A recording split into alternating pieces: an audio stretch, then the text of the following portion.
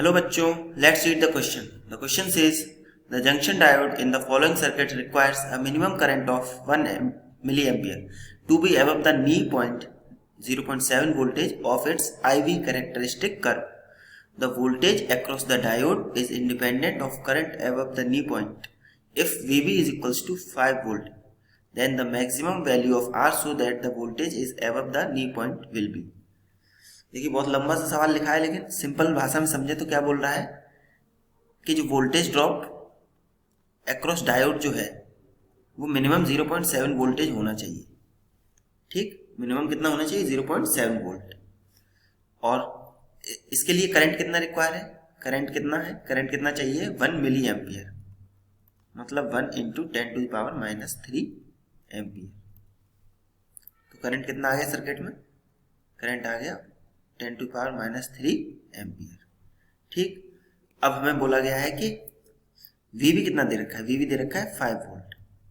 तो हमें ये बोला गया है कि R की मैक्सिमम वैल्यू बताइए। ठीक है, तो सिंपल है, चलिए कैलकुलेट करते हैं।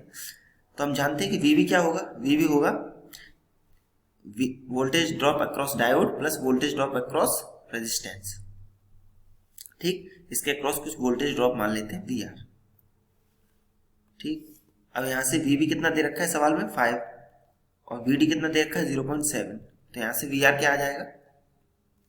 यहाँ से VR आ जाएगा 5 माइनस 0.7, दैट इज VR कितना आ गया? 4.3 वोल्ट। ये आ गया अपना VR। ठीक, तो वोल्टेज ड्रॉप अक्रॉस रेजिस्टर कितना आ गया है? 4.3। और ये किसके बराबर होगा? ये होता है करंट इनटू रेजिस्टेंस के बराबर। तो यहाँ से रेजिस्टेंस क्या आ जाएगा? रेजिस्टेंस आ जाएगा 4.3 अपॉन I। और I कितना दे रखा है?